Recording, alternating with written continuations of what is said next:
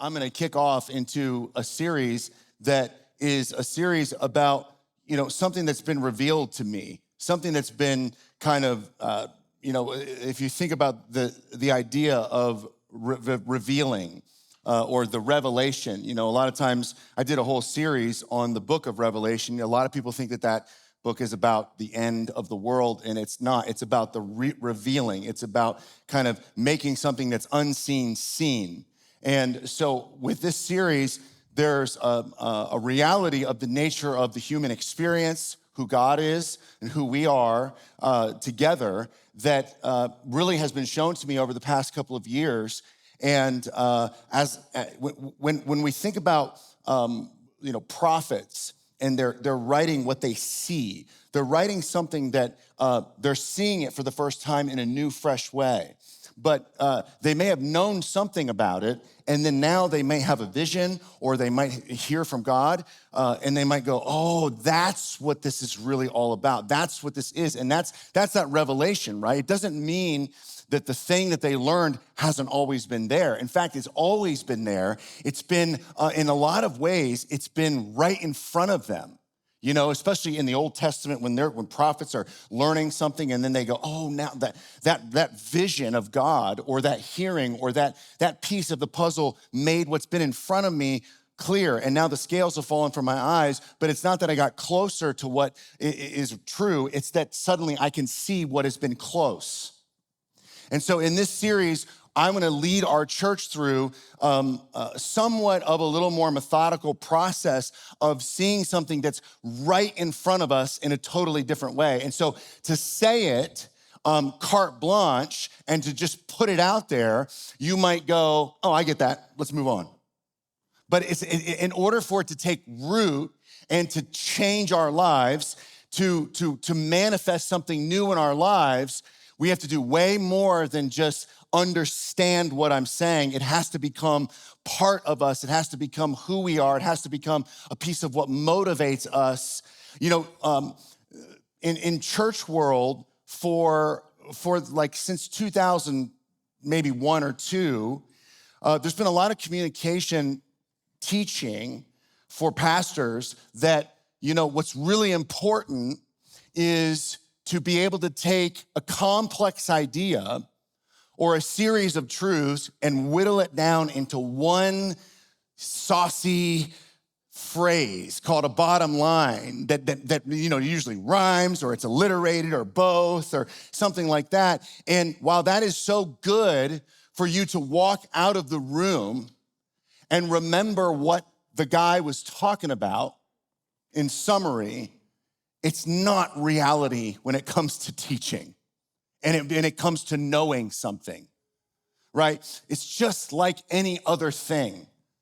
I could teach you right now. Yesterday, my daughter, she's been talking all week. She wants to play the guitar. So, I kind of pressed against. I'm like, hey, if we get a guitar, we're gonna get a good one, and you gotta a decent one that you gotta practice on. And the reality is that I taught her in 30 seconds how to play E minor and A9.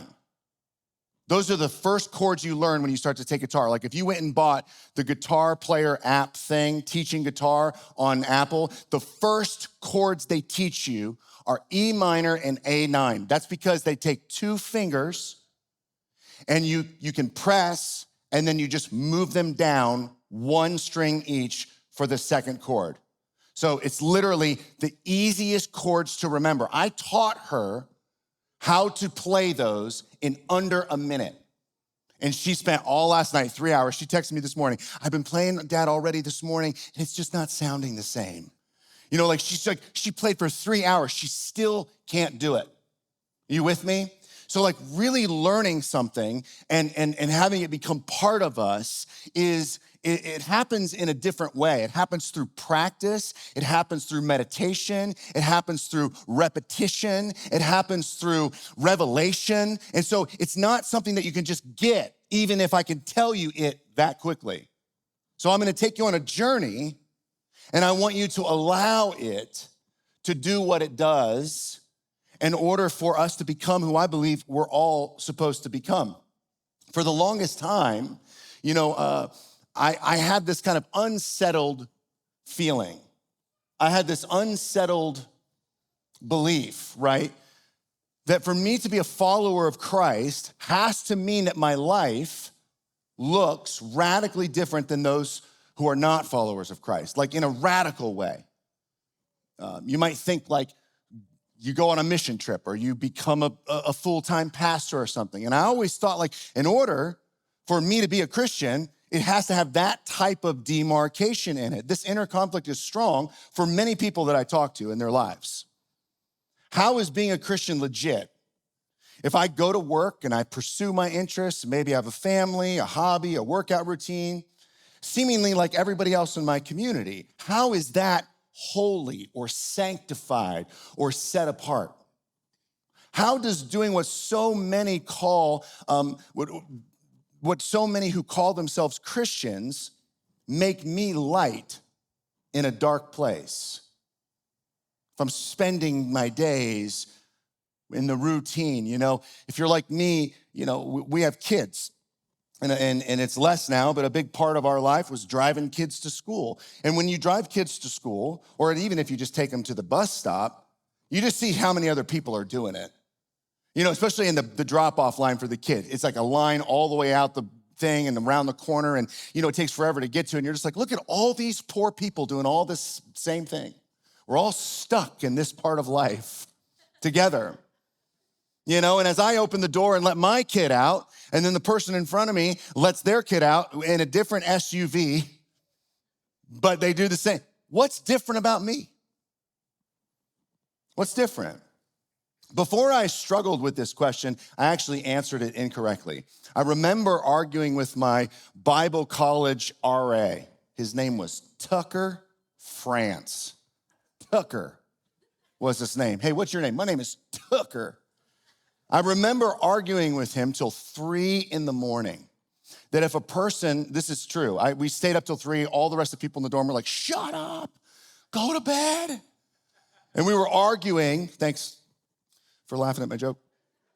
When we were arguing, I was making the argument that that in order for a person to be like a real, full, genuine Christian, they needed to be in full-time vocational ministry. You need to be, come on, you're gonna sell out. I was making all these arguments. It has to be that like your life, you're earning, you gotta be a monk or whatever I was saying, I don't know. And I can still hear Tucker saying, we need Christian plumbers, brother, in his rich Southern Tennessee accent. I remember, brother, we need Christian dentists, brother. He's saying that. And at the time, it was easy for me to dismiss him because my life was on the fast track to becoming a full-time minister. And so, of course, my conclusion was supported by my life. As I came to realize that Tucker was correct, we definitely need people in all fields who are genuine followers of Christ. I resolved the conflict, but then another one surfaced. What makes a banker a Christian banker? Right? What like the one that doesn't steal? What makes the Christian banker? Whatever job you're in right now, what makes you the Christian in that job? But if you're in a big job, then there might be 10 of you doing the same thing. What makes you the Christian and not them in your work? So I started to wrestle with this. For the longest time, I thought it meant this. I thought it meant that you were moral, right? You were moral. You had a sense of high ethics and morality. And in and of itself, that does, and it's true, that reveals a genuine distinction, right? Especially if someone's life is examined.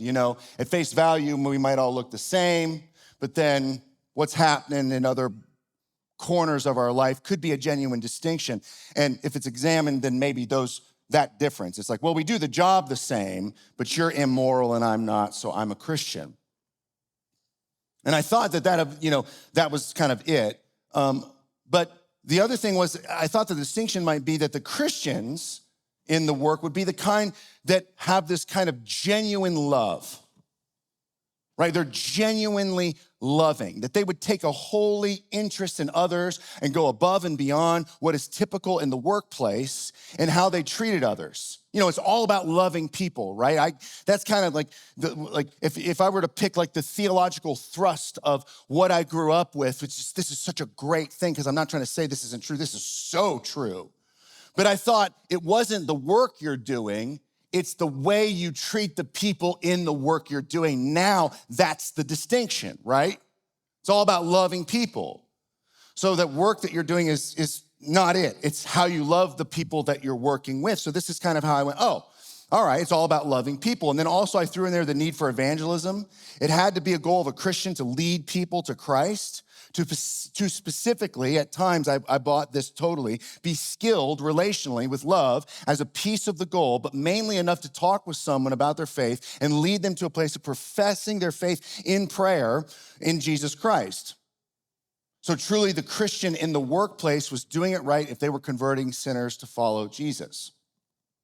And while the importance of sharing faith and leading people to Jesus is obvious, although I'm not convinced the classic evangelical means or ends are the same as I used to think, for the Christian, this made it so that Christianity was about the margins of your life.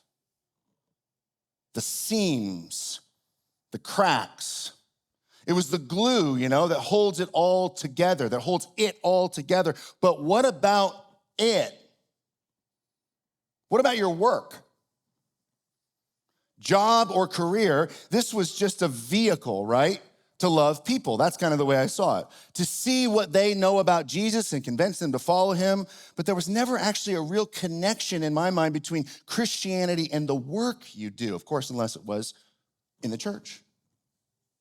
Yes, Paul says, do it all for the glory of God. And what this meant to me growing up was serve God and have a good attitude.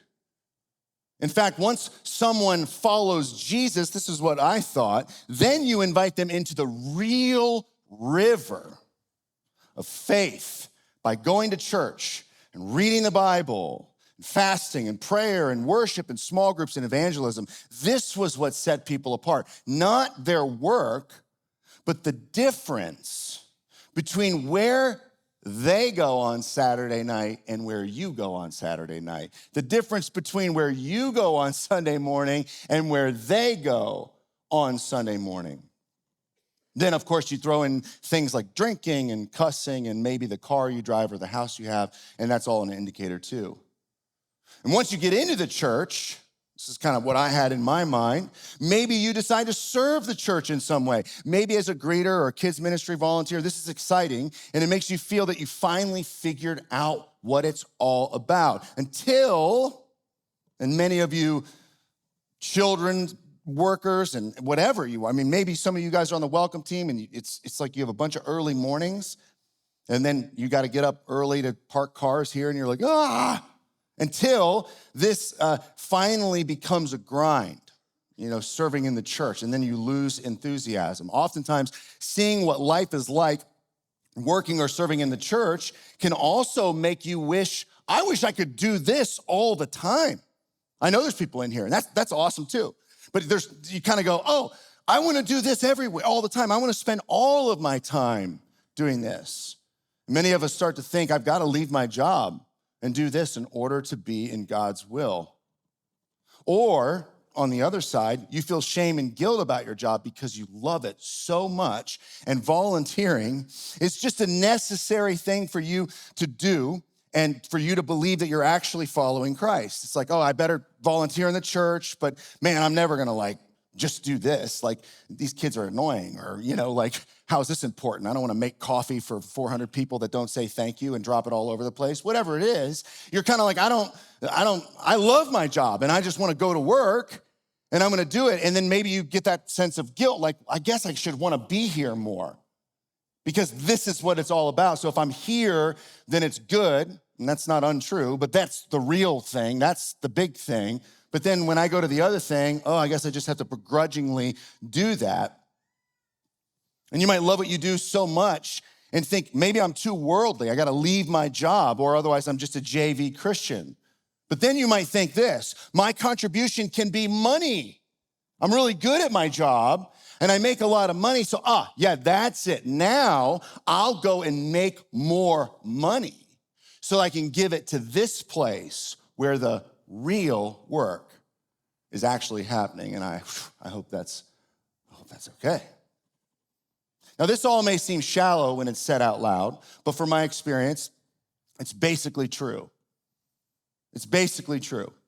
For most of the people I know who call themselves Christians, when you break it down, our equation for the Christian life is about all these pieces in one amount or another. But your job, your career, your profession, and whatever you spend 40 plus hours a week is just a necessary evil or a means to an end. You can do things there that make you Christian, but what you're there to do is just what you have to do to endure or figure out a way to justify because you love it so much. Now, maybe that resonates with you. And you wonder, how do I get all of my energy focused towards God?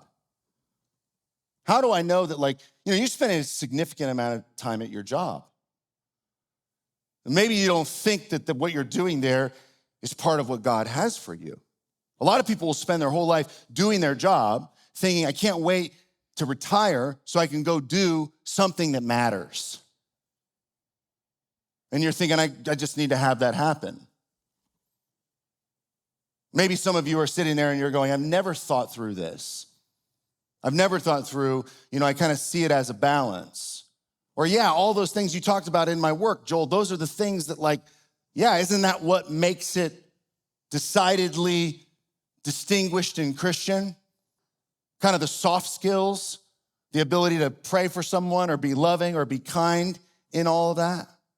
Isn't that it? A couple of thoughts. The first assumption that I'm going to make with all of us is that everybody here, we want to be like God, right? Don't we all want to be like God? Kind of an interesting way to think about it. We want to be like God. Raise your hand if you want to be like God. Of course, we kind of all want to be like God, even people who don't really maybe pursue it or know God. They want to be like God, or we want to act godly, right? It's a super kind thing for someone to say, what a godly thing to do, or to be identified in any type of community as they're a God, that's a godly person. What a godly response, right? I mean, that's what to take the high road means, right? What the high road is, that's the way God does this. We're going to do it his way.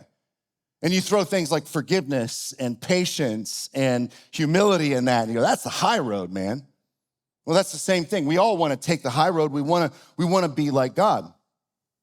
Now, Jesus, according to the scriptures, and what we believe at 514 Church is the vision of the invisible God. So if the question is, okay, we want to be like God, then what is God like? The answer is Jesus, right?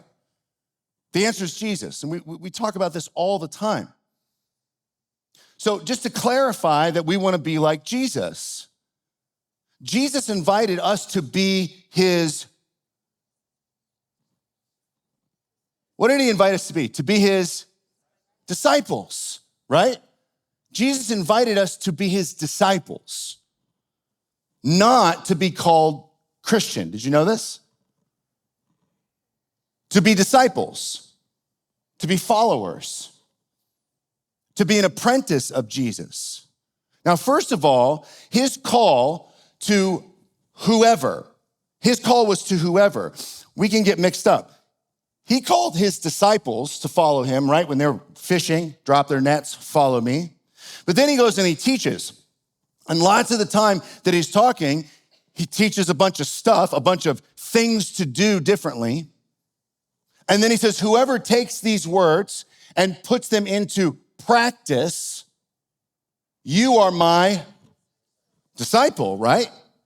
Now understand that this idea of whoever was radical. This was a radical idea in the time of Christ. Jesus was a rabbi.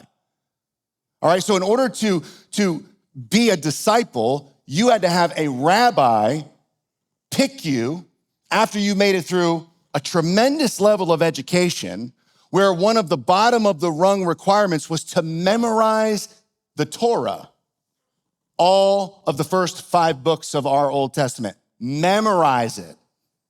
Then a rabbi would go, okay, and they would interview you. And they would say, so what do you think about the giants in Genesis 6? And what do you think about, Esau? And teach me something from that. Take it to another level, they would do. And then once that person, after having memorized it, then they would start to have to memorize the entire, at the time, every scripture that they had. And then after that, the rabbi would say, okay, come follow me. And then they would literally spend every day, every waking moment with them. So when Jesus comes on the scene and he does that to a degree with a handful, he also offers it to everybody, whoever, that's us. Whoever wants to take the words that I'm saying and put them into practice, you are my disciples. So this is extremely, understand, radically inclusive. Every person is invited into discipleship, but no person has ever been invited into Christianity by Jesus. He never, ever uses the word Christianity. In the New Testament, it's there 3 times. The word disciple is there 240 times. The first word for Christian was just a word to describe the people who were on one about Jesus and the way. And this is one of the problems with using the word disciple, though, because it's just not a word we use much, is it? You don't really use disciple unless you're thinking about like how Kobe was to Michael. Like if you grew up and you saw Kobe is arguably one of the most hated basketball players of all time. Because he was so darn good and he was such a hard worker and he was so successful, but he would tell you that he was a disciple of Jordan. So it wasn't just like little things. Remember, he would like his tongue. Like he copied the tongue thing for a while. He was a disciple, but typically we don't use this. We don't say like, oh, those people are disciples. So this word that we have here, disciple, this is kind of a weird word for us, so we don't fully understand it.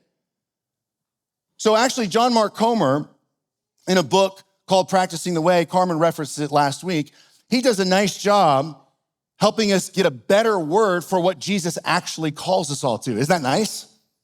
It's kind of nice. It's like, what is he actually saying? Because if you said disciple, we might think of what the world thinks is Christianity, and that's actually not at all what Jesus is calling us to. So the Hebrew word for disciple, it simply means a student of a teacher or philosopher, not just a learner, but a practitioner of an embodied way of life, one who is diligently working to be with and become like their master.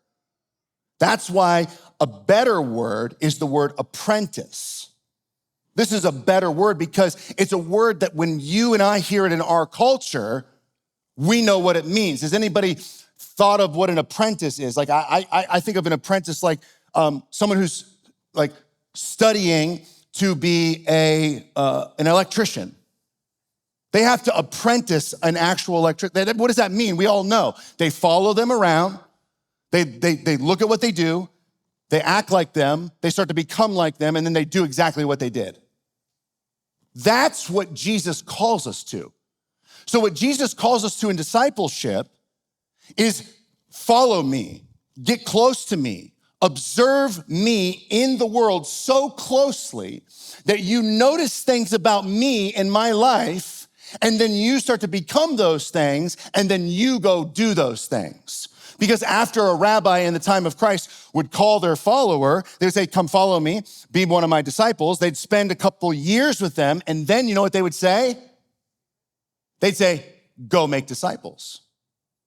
Now you go do it. You go do it. What's interesting, I think is just worth noting, is that in the United States, this is a very important distinction.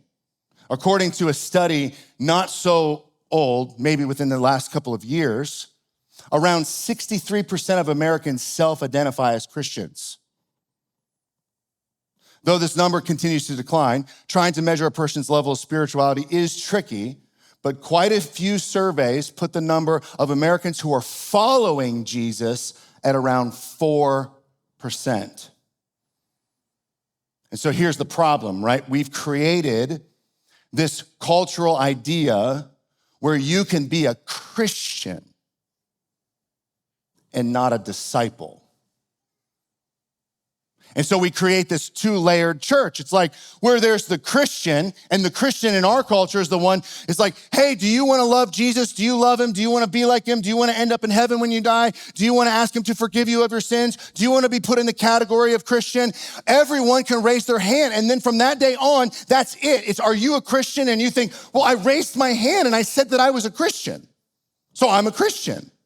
When Jesus literally never once called anyone to raise their hand and say that they're a Christian. He called everyone to be an apprentice. Get close, emulate, follow, be like me, act like me, take me and my ways into the world. So here we are, we're going, man, what is it that we want to become in the world? What do we do with the 40 hours of work that we do all year? Well, what if we get close enough to Jesus to make some observations about his character that we go, oh, that's what it means. And we can start to put it into place. Dallas Willard says this, though, on this idea of the disparity, because I think we could stop right there for the day. And you could ask yourself, am I a Christian or am I an apprentice? Am I like practicing following God? Like, so there's a time where Jesus says something to the effect of, well, if my neighbor needs a shirt, what should I do for them? And he's like, give them your shirt, right?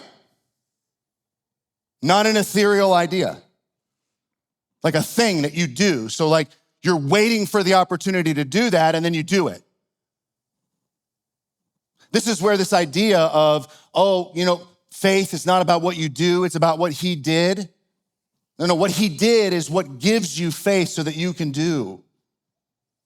And that's a huge distinction that takes a lot of time. It's like has anyone seen the new, I think it's called the Icon of the Seas, the new Royal Caribbean ship. It's the biggest ship in the history of the world. When it goes into the harbor, it takes literally 4 times longer for the other biggest ship that was before it to turn around. This idea of going from Christian to disciple is like that. It's a massive shift, and you're going, well, this is everything I thought. This is different. This is changing some things for me. And that's what it's supposed to do. But Dallas Willard says this. He said, the greatest issue facing the world today with all its heartbreaking needs is whether those who are identified as Christians will become disciples. Students, apprentices, practitioners of Jesus Christ, steadily learning from him how to live a life of the kingdom and the heaven in every corner of human existence. In other words, here at the church, we're not here to make sure you raised your hand and said a prayer. You with me?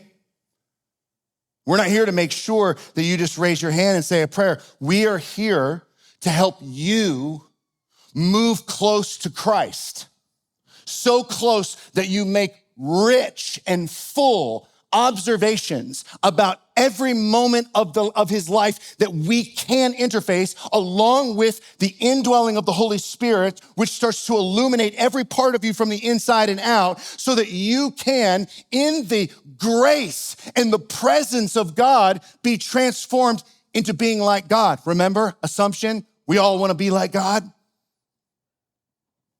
We all want to be like God. And here's the second part. Here's the reality. And this is where you go, time out. I don't know if I can handle all that at once. We want to be like God and we need Jesus to be like God, but at the same time, we are like God. We're made in his image, right?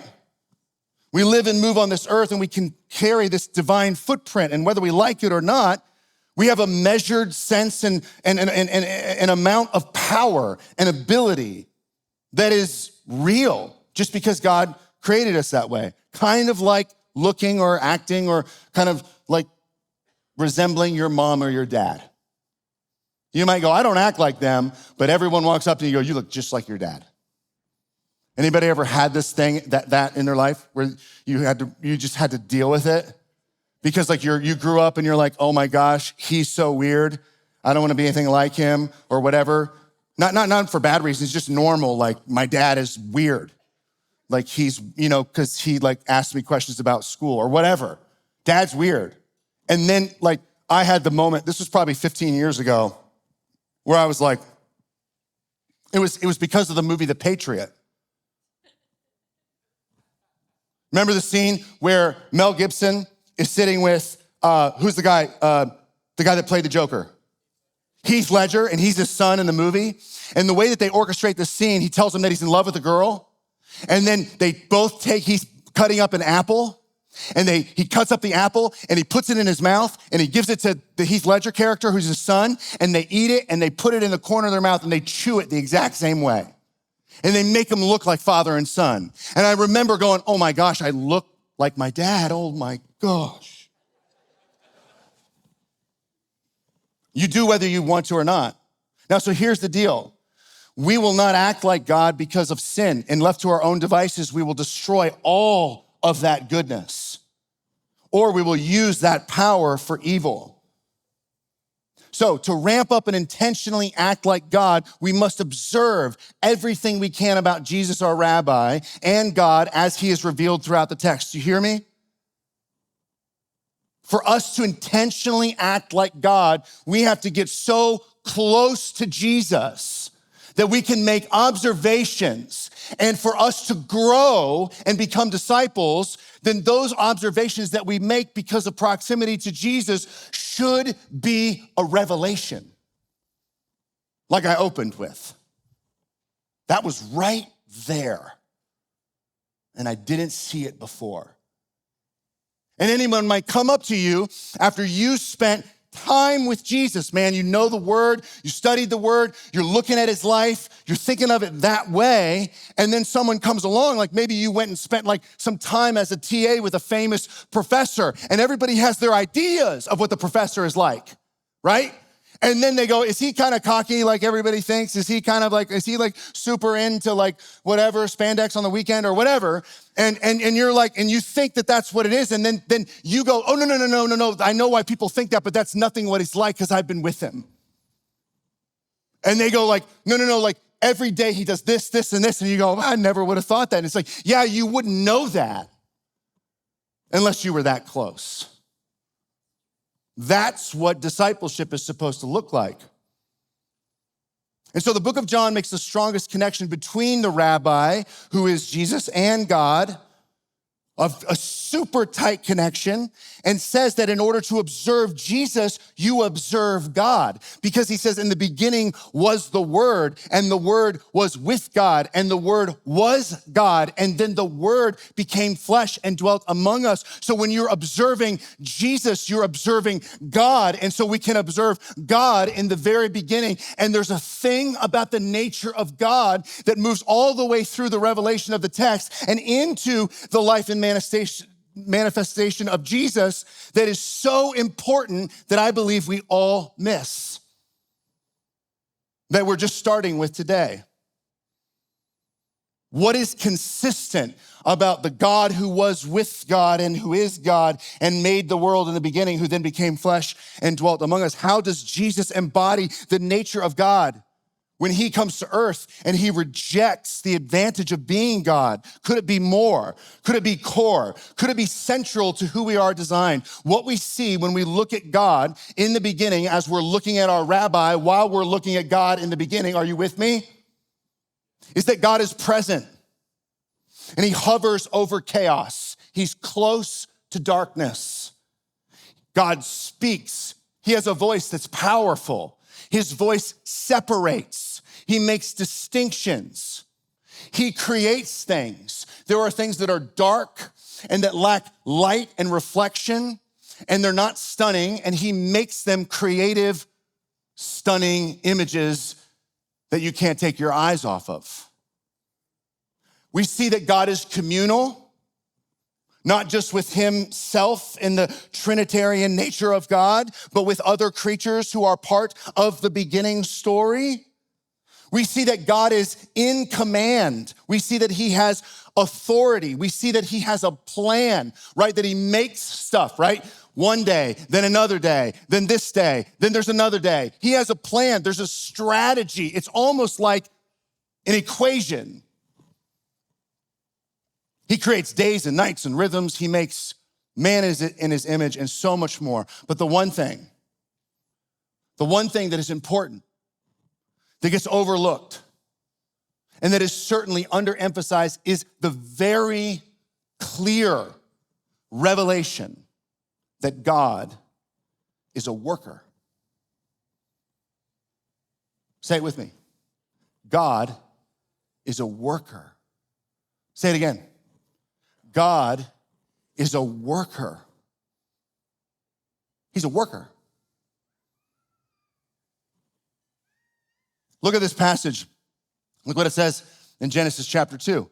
By the seventh day, God had finished all he had been doing. So on the seventh day, he rested from all his. Then God blessed the seventh day and made it holy because on it he rested from all of creating that he had done.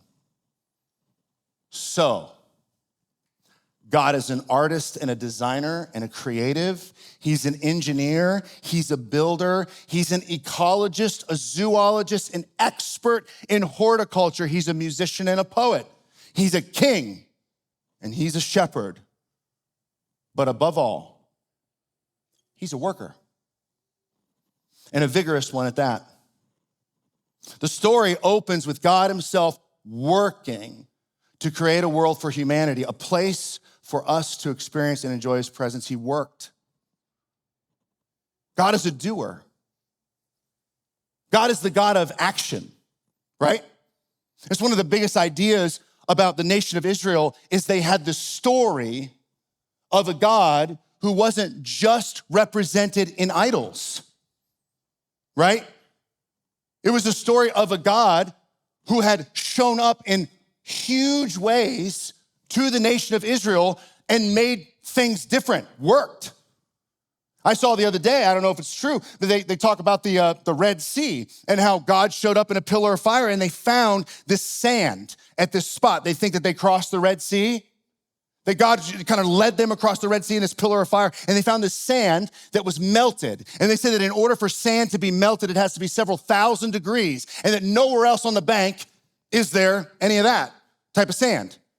So there had to be some type of insane inferno that was on top of that for a brief moment of time. What that means is that God is not just up there, he's here, he's doing something. And what he's doing is work. He's a worker. He's a doer. Now you bring that to Jesus. Jesus worked. Now the thing that we know about Jesus is the 3 years of ministry. When he comes on the scene and the gospel accounts are written about those 3 years, because the reason that they're writing it is he rises from the dead, which is the climax of their story, and then they're all moved by it, so they write about it. And they serve a king who's risen and alive and is better than the emperor that is the leader of Rome. So they go, we got to tell everybody about this guy. We got to tell everybody about this guy. But before all that, Jesus worked for 30 years, maybe call it 20 years, 22 years. You know, it's classic that he was a carpenter. Joseph was a carpenter. Looking closer, he was probably a stonemason. Okay, so I just want you to stop for a second. We're gonna be done. I know I'm at 40. Stop looking back at the clock, freaks. So imagine you show up to Jesus. God in a bod, God in the flesh. Imagine you and Marty McFly, you show up, and there you are, and he's 15 years old. What is Jesus doing? Working, man. Working. There's a gentleman who goes to our church. He cuts and lays granite countertops. If if you know him well enough, which I know him well enough that I can hug him, so I get to hug him, his body feels like it's chipped out of stone. He literally is lifting up these giant pieces of granite every day, all day, that his body has been transformed. You see him and you go, that guy is a worker. He's sweating, man. Jesus was a worker. So then Jesus shows up and he tells everybody who he is, right? He starts to preach the message of the kingdom of God. And he's working. The whole time he's working. Like, we don't think of it, but if you were there apprenticing him, you might go, what about Jesus? Because what were the miracles like? They were amazing. He turned, all the 3 fish and everybody ate, and we had it for days, and it was crazy, and walk on water and all that stuff. It's like, but what would you tell me? It's like, the dude never stopped. He just worked. You know that Jesus traveled. It is calculated that during his 3 years of public ministry, Jesus walked himself 3,200 miles. So if you were with Jesus during his ministry, someone might be like, what do you know? And they'd be like, the dude never stopped. And then he would go into the desert and he'd pray. And he would do that and he would rest, or he'd stay at someone's house in Bethany or whatever that is. But then he'd be on his way. Then sometimes he went out of his way. There's a passage we know from John chapter 4 where he has to go through Samaria, which is out of the way, which is just more work. You can hear the disciples going, Jesus, you're Jesus. You can do great stuff anywhere. Why do we have to go there? Why? Because he's not just traveling to work. He's going to do some work. When Jesus sits with the woman at the well, and talks to her about the nature of God and who she is and who he is, those are billable hours. When Jesus is sitting with his disciples at the Last Supper and he unpacks in this very beautiful, multi-layered presentation of the meal that was celebrated for Passover, plus a wedding ceremony, plus a new covenant. When he's weaving all that together, those are billable hours. That's work. When he goes into the Garden of Gethsemane and he's on his hands and knees praying and bleeding while he's praying and sweating, that's work. You might be around Jesus and one of the things you might say is, the guy never stops working. He's the God who acts. In Genesis 1, he's a worker. Has anybody known about something that God did in your life? I know there are things that God orchestrated in my life, and they happened a long time ago. Work. Anybody ever had something like that and you're still seeing fruit of that investment? So it's not that he just keeps working. Imagine that he keeps working. I was talking with a friend the other day who owns a company, and he's a billionaire.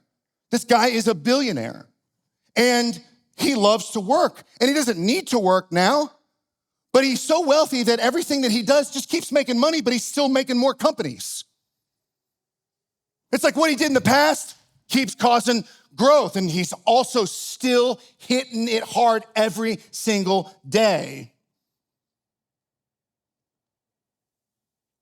When Jesus is revealed in the revelation to John, he says, behold, I'm making everything new. So here's where we're gonna land for week 1. And this may seem like a lot, but it's abridged. We need to think of work as a good thing. Are you with me? We need to think of work as a good thing. Work is not just a good thing, it's a God thing. It's true that the scriptures reveal very clearly that work is cursed, and it's harder, but it's not a curse. Work was a part of God's original plan. We were always going to be working. The ox. You're going, why is this called the ox? For some reason, I was thinking about a passage of scripture where in the New Testament, Paul talks about not muzzling the ox. He's talking about pastors and compensation, and I was not thinking about my compensation or anything like that. I was wrestling through the reality that Paul says that a pastor is an ox. Don't muzzle the ox. So we often kind of move over to that thing and like compensate people fairly. But Paul gives us a very interesting qualifier about the nature of pastoral ministry, and what I believe transcends that into all of humanity, and that is that we're all oxes. You know what an ox is? I used to think, is an ox like a specific kind of animal? Like, are they born an ox? Like, oh, the oxes had oxen today. I didn't know anything about it. I was born in Worthington. I didn't know a thing about it. I don't know what an ox is. Does anybody raise your hand? You know what makes an ox an ox? See, you don't know. The ox is just more about what it's designed and trained to do. So it's just a cow or a bull or any other bovine animal, don't know what bovine means, that's trained for work. We're all supposed to be workers. You know, what I want for us is to understand that when you go tomorrow to your job and you're sitting there and you're working, God is there. In fact, he may be more connected and you may be more connected to him in a moment like that than any other thing you could possibly do. Could it be that if you apprentice Jesus, there'd be all kinds of things you do? Oh man, you would pray and you would fast more and you would worship more and you would sing more and and all of those are great, but you also might come away from it and go, I'm gonna work more. I see it. He worked, I'm gonna work, I'm a worker, we're gonna work. Working may be the thing that actually makes us the most like God. And over the coming weeks, we hope to see our work a little differently and maybe do it differently, better with more purpose and find out what God is up to. And here's the thing about God that's so great. And I'm gonna ask the band come out because they're gonna sing a song and we're gonna take a moment and just think about God. I want you guys to stand up. There's a song that we sing and we say in this song over and over again, something about God related to work, right? Even when I don't see it, he's working.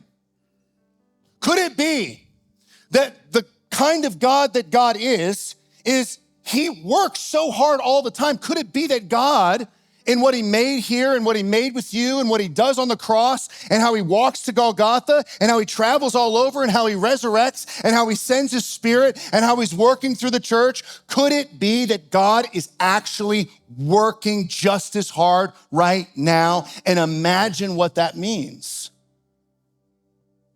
He's working. He's doing something. He's on task. You might think, well, he's God. Why does he have to keep working? It's part of his nature. He's gonna make things. He's making things new. He's revealing things. He's working in this room. He's doing stuff behind the scenes. God is constantly putting his hands on the broken, chaotic realities that we all interface with, and he's making them new through work. Could we start to see God differently? Could we see him as someone who exhausts himself because it's part of his nature, and start to see ourselves differently through that lens? Let's take a moment and pray. God, thank you so much for not being a lazy God, for not being the kind of God that kind of does something once and then stops doing it, but the kind of God who never stops working, never stops grinding away, never stops fixing things and creating new things and giving us new roads to walk on, building realities in our life, God, helping us with the way we think, helping us with certain aspects of our health. God, you're just always working, God. And if you're always working, then we want to see you that way. We want to know God's working. And then maybe, God, see ourselves as a reflection of you in a different way. Let's take a minute and let's sing about this. For it is God who's at work in us, both to will and to work for his good pleasure. For it is God who goes in front of us to work everything out for the benefit of us. For it is God who works with his words to create all of this world. For it is God who is the miracle worker. God, we need to think about work different. We got to see something beyond what's been in front of us the whole time. We are right in the presence of the divine, and we are waiting for you to show up, but you're there. Help us to see you differently, God. Change us. Help us to see the insane amount of gravity around what we do 40 hours a week, what we spend time on. It can be like you, for you, with you, or not. We need to see it different, God. You are a worker.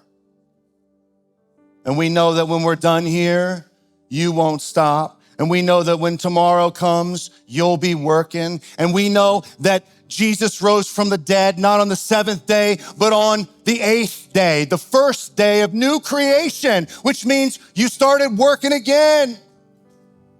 And you're doing that now. And one day you'll rest and you'll stop, but you're working. Help us to see you different. We love you in Jesus' name. Amen. We would love for you to get baptized. If you want to be a disciple of Jesus, if you want to follow him, if you want to spend your life emulating him, if you want to receive his spirit in your life and start to be transformed into the likeness of Christ, then you should get baptized. And if you've never been baptized and that's what you want to do, you should get baptized. And if you didn't understand following Christ this way, and now you do, you should get baptized. And it would be really fun to have lots of people say that they're not just Christians, but apprentices, right? Followers. So if you want to, you can find that in places that we put up like on the internet and stuff. And you can sign up. And honestly, if it's hard, you should work hard because we're workers. Work harder to find it. Kind of. Look for it. We love you. See ya. Hey everyone, we are so glad that you hung out with us today. We would love to connect with you. We'd love to pray for you. We'd love to hear from you. So please text hi to the number on the screen, and we can't wait to see you soon.